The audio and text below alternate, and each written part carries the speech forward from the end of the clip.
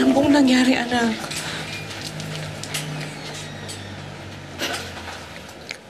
Alam ko ang dami kong nagawang mali sa inyo. Pero sana maintindihan ninyo. Kaya ako nag-Amerika para mabigyan kayo ng magandang buhay. Pero kahit na anong trabaho ang gawin ko, hindi pa rin sapat sa pangangailangan natin.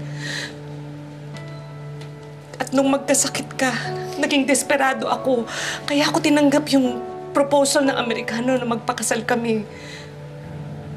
Pero inamin niyo ho kay Clark na natukso kayo sa marangyang buhay na binigay sa inyo ng Amerikano. Na na-in-love din kayo sa kanya. Totoo ho ba yun?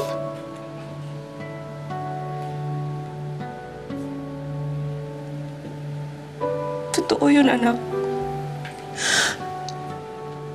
I'm so sorry, anak. I'm sorry, anak.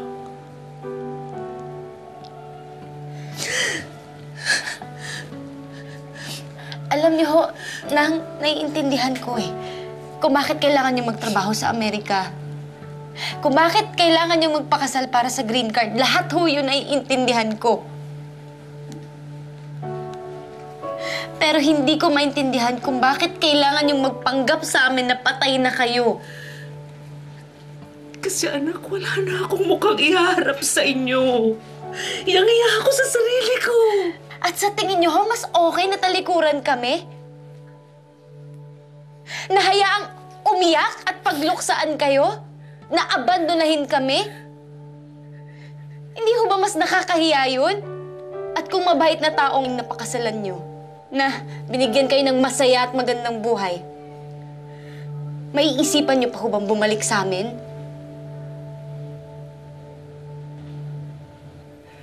Kasi sa tingin ko ho, hindi na eh. Kinalimutan niyo lang ho talaga kami. Leah, I'm sorry. I'm sorry, anak. Patawarin mo ako, ano. I'm sorry.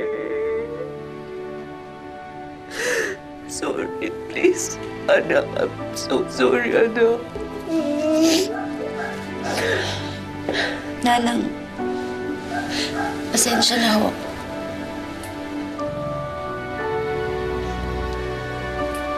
Hindi ho madaling magpatawad eh.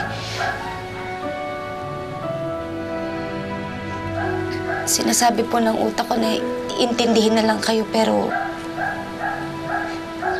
masakit po eh.